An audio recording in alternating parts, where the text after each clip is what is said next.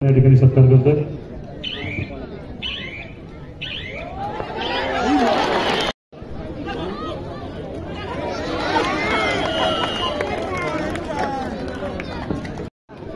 आपला खेळ भाषा दिनाच्या खूप साऱ्या शुभेच्छा। करायचा खेळ म्हणजेच कबड्डी, हातात हात घालून एकमेकांना साथ द्यायचा खेळ म्हणजेच कबड्डी। नजर, हात, पाय यांचं सुंदर मिश्रण म्हणजेच कबड्डी। आमचा स्वाभिमान, आमचा अभिमान म्हणजेच कबड्डी।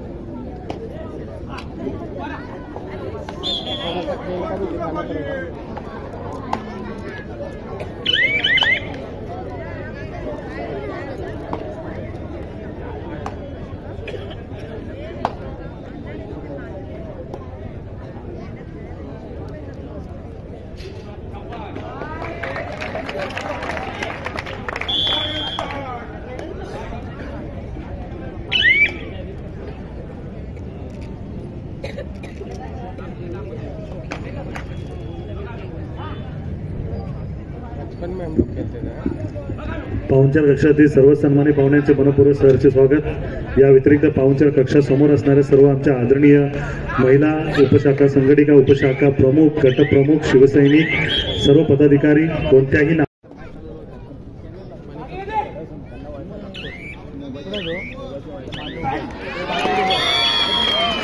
ती म्हणजे मराठी। आपले भावी खासदार आदरणीय अनिलजी देसाई साहेब यांच्या वतीने आपल्या सगळ्यांना मराठी भाषा दिनाच्या खूप खूप साऱ्या शुभेच्छा।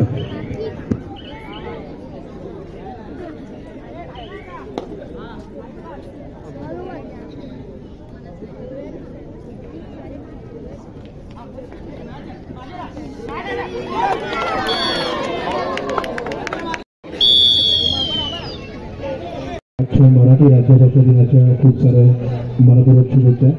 आज खास करून आम्ही भाईंना भेटण्यासाठी इथे आलो। त्याचं कारण एकच आहे की मागच्या 17 आणि 18 फेब्रुवारीला आम्ही आपल्या नवी मुंबईमध्ये क्रिकेटचे सामने आयोजित केले होते आणि त्या सामन्यांचा एकच हेतू होता की आपण चिपळूणमध्ये या सामन्यांच्या माध्यमातून जो काही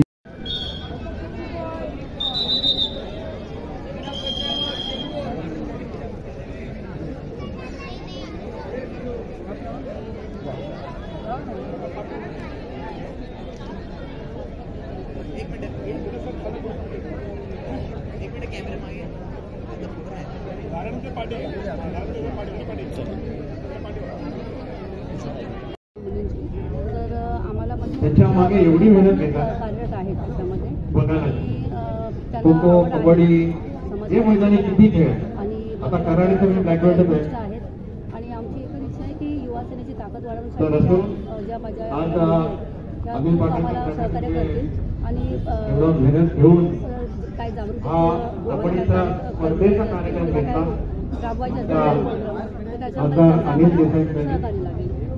अगदी आपला अमूल्य वेळ व्यक्त करून उपस्थित राहिलेले आपले सगळ्यांचे लाडके आणि धडाडीचे शिंदे साहेब आणि त्याचप्रमाणे नावं घेत नाही परंतु आदरणीय वंदनीय मंच आणि उपस्थित असलेले खेळाडू त्याचप्रमाणे प्रेक्षक खरं तर आजच्या दिवसाला मला आणि चांगल्यापैकी मदत करतात आणि हे मैदानी खेळ असेच व्हावे तुला सांगतो त्याच्यामुळे त्यांच्या माध्यमातून चांगलं सहकार्य मिळेल की युवा पिढीला जय जय महाराष्ट्र एक चांगलं मार्गदर्शन होईल, चांगला मेसेज जाईल की हे काय चाललंय आणि शिक्षित पिढी आहे त्याच्यामुळे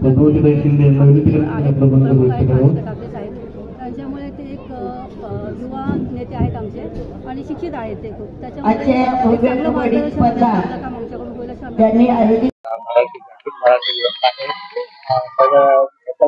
शुभेच्छा देणार आणि दुसरा इथे कबड्डी सामना सुरू आहे। मराठी पाऊल पडते पुढे जागतिक मराठी दिनाच्या शुभेच्छा आहेतच आणि फार अभिमान वाटतो। ही आमची म्हणजे संस्कृती आहे ती जपण्याचं काम खऱ्या अर्थाने इथला महाराष्ट्रातला काय देश विदेशातला मराठी माणूस करत असतो. सर्वांना मी तुमच्या माध्यमातून शुभेच्छा देतो. आणि आज या ठिकाणी एकीकडे दक्षिण मध्य मुंबईमध्ये अनिल देसाई साहेबांच्या माध्यमातून क्रीडापटूंना प्रोत्साहन मिळावं म्हणून क्रीडा स्पर्धा सुरू आहेत. आज या ठिकाणी घाटला या ठिकाणी आमचे आमदार प्रकाश फातर्पेकर, आमचे नगरसेवक पाटणकर यांच्या मार्गदर्शनाखाली आमचे शाखा प्रमुख मुकेश करकरा, आमचे संदीप गुरव, संजय कांबळे सर यांनी सुंदर रीती या ठिकाणी आयोजन केलेलं आहे. शेकडो कबड्डी प्रेमी या ठिकाणी उपस्थित आहेत. चांगले संघ या ठिकाणी आलेले आहेत आणि सतत 3 दिवस हे सामने रंगतील. त्यानंतर 1 तारखेला या ठिकाणी शरीर संस्था स्पर्धा सुद्धा होणार आहेत. नामांकित खेळाडू या ठिकाणी त्याच्यामध्ये सहभागी होणार आहेत. अणुशक्ती निघाल विधानसभेमध्ये आमचे निमेश भोसले त्यांच्या सर्व पदाधिकाऱ्यांच्या माध्यमातून आमच्या अंजली नाईक, नितीश शिंदे, तारी मॅडम, अणुशक्तीनगर मध्ये सुद्धा क्रीडा महोत्सव सुरू आहे. 29 तारखेला मल्लखांबाच्या स्पर्धा आहे, त्याच्यामध्ये राष्ट्रीय आणि आंतरराष्ट्रीय खेळाडू त्याच्यामध्ये सहभागी घेणार आहेत. त्याचप्रमाणे योगासने, जिम्नॅस्टिक्स या स्पर्धा आहेत. ते एक क्रीडा रसिकांसाठी एक मेजबानीच आमच्या अनिल देसाईने या ठिकाणी उपलब्ध करून दिलेली आहे आणि मला वाटतं त्याचा आनंद संपूर्ण दक्षिण मुंबईमध्ये क्रीडा रसिक घेत आहेत, खेळाडू घेत आहेत. स्पर्धा या छान होत आहेत. स्पर्धेचा दर्जा अत्यंत चांगला आहे. उत्तम सुविधा देण्याचा प्रयत्न या ठिकाणी आमच्या शिवसेना उद्धव बाळासाहेब ठाकरे या ज्या ओरिजिनल आमची जी शिवसेना आहे, आम्हाला काय ह्या सर्व गोष्टी नवीन नाही आहेत, परंतु त्यांच्या माध्यमातून होत आहेत. त्याच्यामुळे आनंद आहे. खूप छान प्रतिसाद मिळतोय, खूप उत्साह आहे आणि हा उत्साह असा शिगेला पोहोचलेला आहे. त्यांच्या मार्गदर्शनाखाली सर्व ठिकाणी आम्ही आमचे अनिल देसाईंच्या खासदार अनिल देसाईंच्यासाठी आम्ही सर्व ठिकाणी त्यांचा प्रचार तर करतोच आहे, सगळीकडे कार्यक्रम लावतोय आणि आज इथे या मैदानी खेळ कबड्डी हा चांगल्यापैकी रंगतोय. त्याचा आमचे नगरसेवक पाटणकर साहेब त्यांच्या मार्गदर्शनाने हे होत आहे आणि असेच कार्यक्रम सर्व ठिकाणी होत आहेत आणि त्याचा प्रतिसाद सगळ्यांना चांगला पाहिजे. चेंबूर मध्ये तुम्ही आमदार आहे आणि युवकांना खास करून गरज आहे, कारण ते मोबाईल मध्ये एवढे बिझी झाले की त्यांना या मैदानी खेळ काय दिसणं झालं. काय तुम्ही युवकांना काय आवाहन करणार? युवकांना हे आवाहन करेन की या व्यसनाधीन होऊ नका. हे जे मैदानी खेळ खेळा. आता मी हे बघता राहा, मला आठवलं जेव्हा मी शाळेत असताना कबड्डी, खो खो, आता तेच थोडंसं भाषणामध्ये बोलत होतो की एकदा हे करताना समोरासमोर टक्कर झाली आणि तो बेशुद्ध पडला. बोललो मी असं जो आहे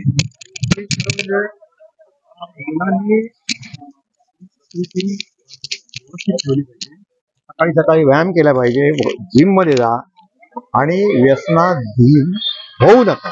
एवढंच या तरुण वर्गांना तेवढं मी सांगतो. आज मराठी भाषा दिन आणि हा कबड्डीचं भव्य तुम्ही आयोजन केलेलं आहे का? खरं म्हणजे आमचं राजकारण हेच आहे की विभागातील संस्कृतीला वाढ देणं, क्रीडा क्षेत्राला वाव देणं, शैक्षणिक क्षेत्रात काम करणं, हेच आमचं राजकारण वर्षाचे 12 महिने असते. तर बाळकडू तसं सांगतं की जवळजवळ 70% समाजकारण आणि 30% राजकारण.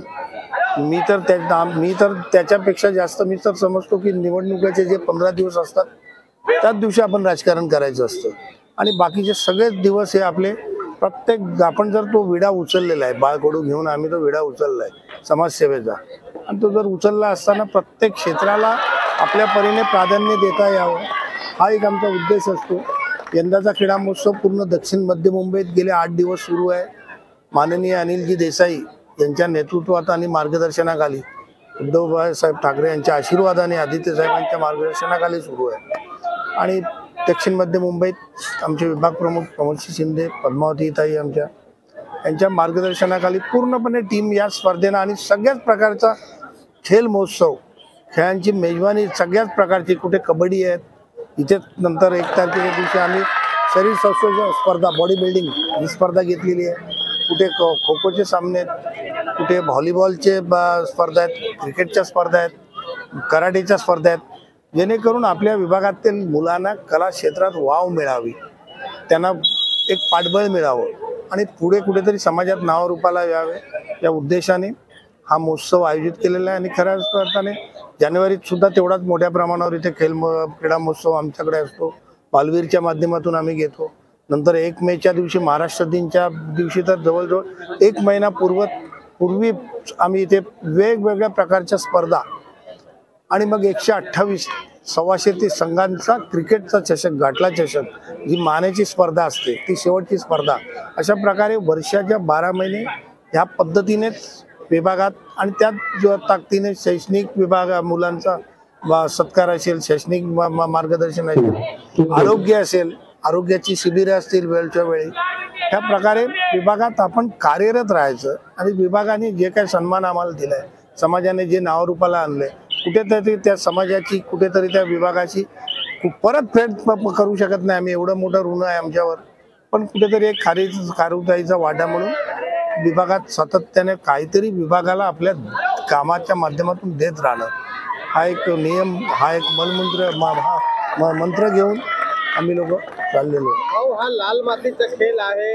युवा जे वर्ग आहे ते मोबाईल मध्ये बिझी असतात, खेळाकडे खूप कमी. आज तुम्ही हे आयोजन केलंय म्हणून इथे खेळतात, त्यांच्या मोबाईल मध्ये बिझी असतात, काय सांगा? मी एक लक्षात ठेवा, आता काय आहे की संकू आज खरं म्हणजे त्या मोबाईल पासून मुलांना लांब ठेवायचं तर हे काम आपल्या पालकांनी पहिली गोष्ट करायला पाहिजे. मुलगा जेव्हा लहान पहिलीच नर्सरी, पहिली, दुसरी, तिसरीत असतो, तो शांत राहावा म्हणून आपण काय करतो की तो मोबाईलचा हट्ट करतो, आपण त्याच्या हातात मोबाईल देतो. मग आपल्याला माहिती पडतं की मला काम करायचं असेल तर याच्या हातात मोबाईल द्यावा.